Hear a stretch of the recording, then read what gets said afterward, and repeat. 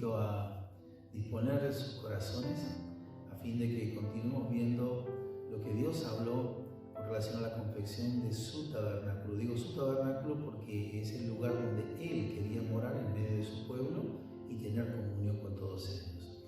Y poder hablar acerca de lo que sería el motivo de poder llamarnos hoy como sus hijos. Vamos a descubrir los detalles. El pueblo de Israel entendía día a día en el desierto que Dios era su Dios, su único Dios. Sabemos que las diferentes culturas que han habido sobre la tierra, cada uno de ellos hicieron lo que Dios ha prohibido en su palabra. Dice que se envanecieron los hombres en su necio razonamiento y ellos adoraron la creación o los elementos de la creación antes que a Dios el Creador.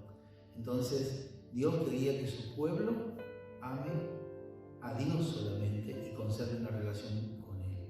Por ejemplo, los egipcios, nación que sometió, digamos, a la esclavitud al pueblo de Israel, ellos adoraban al dios Sol, al Ra.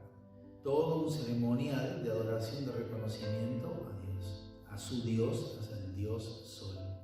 Pero el pueblo de Dios aprendería algo totalmente diferente de lo que está Dios enseñando en su palabra. Dios le dijo a su pueblo que Él sería su Dios, que no tendría dioses ajenos, que no habría dioses ajenos delante de Él. El tabernáculo, entonces, esta casa de Dios para habitar en medio de su pueblo, todo el tiempo está orientado hacia el este. De esta forma quedaba como dando la espalda del sol.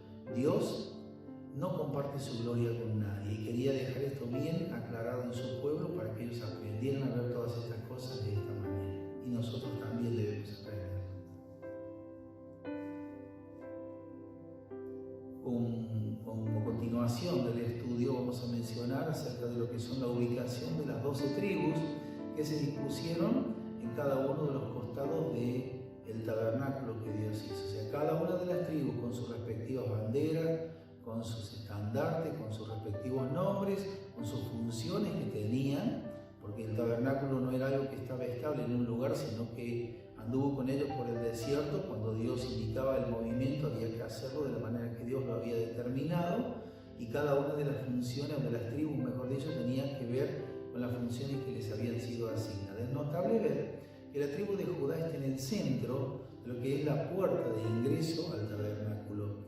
¿Por qué esto? Porque nosotros, si vemos la genealogía de Jesucristo en Mateo, capítulo 1, podemos ver cómo Jesucristo se relaciona con David y con Abraham, para hacer una mención así breve, pero usted puede leer todo lo que es el capítulo 1 de Mateo y va a ver la orden genealógica de Jesús.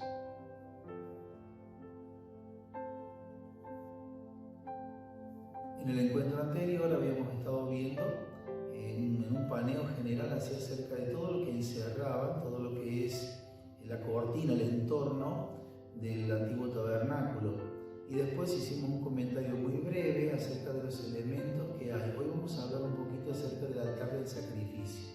Ni bien se transpone la puerta que representa a Jesucristo, porque todo el tabernáculo dice que es sombra de lo celestial, pero que también nos habla de la obra de Cristo. Cristo está presente en casi todos los elementos, en casi todos los rituales, por así decirlo, que se realizan, tienen que ver con la persona de Cristo. Entonces dijimos que cuando ingresamos ya la forma, los colores de la puerta están hablando de Jesucristo. Pero traspuesta la puerta, ingresamos y tenemos allí el altar de bronce o el altar del sacrificio. En la palabra de Dios habla que ha sido construido con medidas y habla de qué forma fue construido, con madera de acacia que estaba allí en la zona donde ellos se encontraban.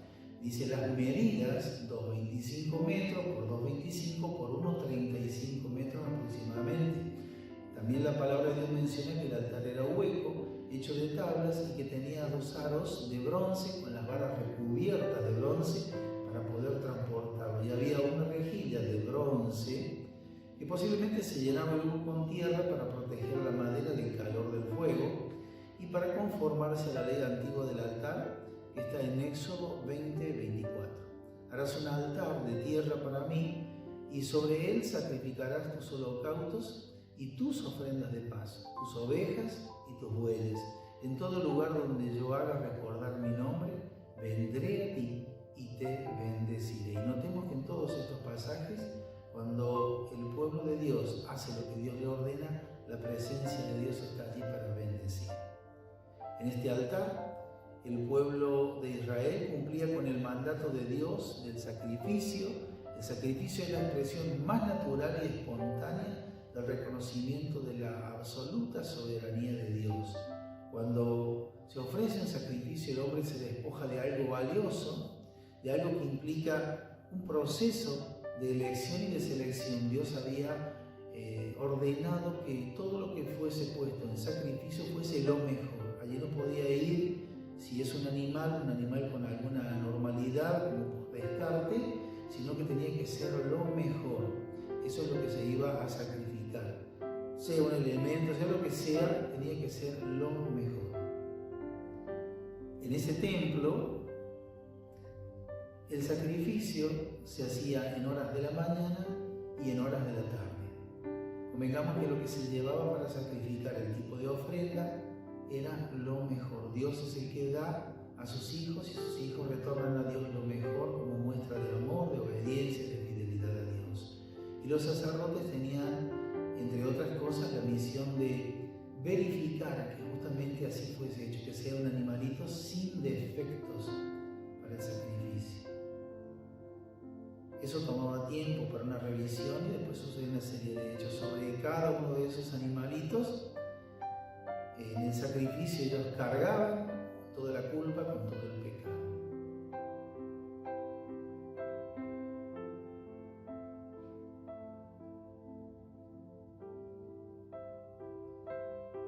Dice la palabra de Dios que sin derramamiento de sangre no hay perdón de pecados.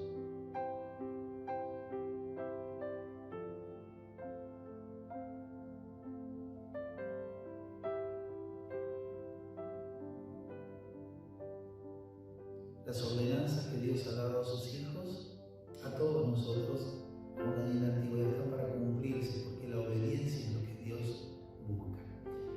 Bien, la palabra holocausto en el hebreo olá, que significa Dios, que significa que sube. Uno de los milagros que se podían presenciar todos los días en el templo era que el humo salía del altar de los sacrificios en forma vertical.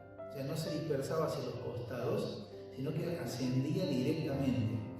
Y esto no dependía de que hubiera aire u otra cosa que pudiese afectar todo esto. El humo subía al derecho como quien va a la presencia de Dios. Este humo que sube de la ofrenda es como un lazo de unión entre el cielo y la tierra.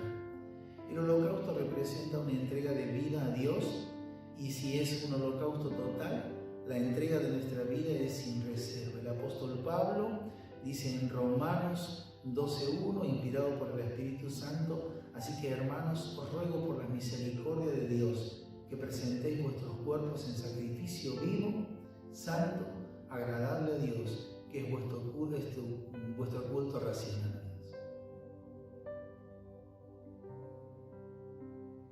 En el ritual del sacrificio ordenado a los israelitas, se ve cómo se despoja al sacrificio, el cual también se practicaban en otras regiones de todo tipo de elementos mágicos. Hay una diferencia. Siempre el diablo quiere imitar y siempre impide a sus sacerdotes y a los seguidores a hacer una imitación de lo que es de Dios. Pero hay algo que marca la diferencia. Es original de Dios, tiene su particularidad.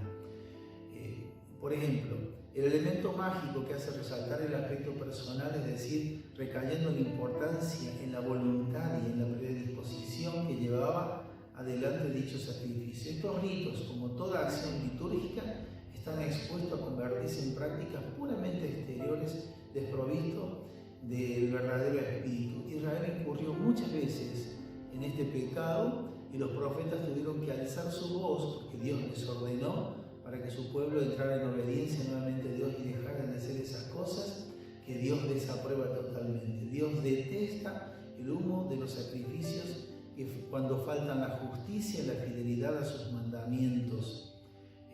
Por eso el sacrificio por excelencia es el de Cristo, que aceptó por obediencia la muerte y la muerte de cruz, como lo menciona en Filipenses capítulo 2. siempre encontraremos la intervención del enemigo, Satanás, queriendo copiar lo que es verdadero para crear confusión. Otro de los elementos que podemos encontrar avanzando en el atrio del antiguo tabernáculo es la fuente de bronce. En Éxodo capítulo 30, los versículos 17 al 21, ahí está todo lo que menciona la palabra con respecto a este otro elemento en el tabernáculo. Dice: habló Jehová a Moisés diciendo: harás también una fuente de bronce con su base de bronce para lavar, y la colocarás entre el tabernáculo de reunión y el altar, y pondrás en ella el agua, y de ella se lavarán Aarón y sus hijos las manos y los pies. Cuando entren en el tabernáculo de reunión, se lavarán con agua para que no mueran, y cuando se acerquen al altar para ministrar, para quemar la ofrenda encendida para Jehová, se lavarán las manos y los pies para que no mueran, y lo tendrán por estatuto perpetuo y su descendencia por sus generaciones. Entonces hacemos un repaso breve. La puerta, Jesucristo; el altar del sacrificio, derramamiento de sangre. Antes de ingresar en forma más profunda hacia el tabernáculo, nos encontramos con la fuente de bronce que Dios había exigido que se construya para la limpieza. Nadie se presentará sin limpieza delante de Dios.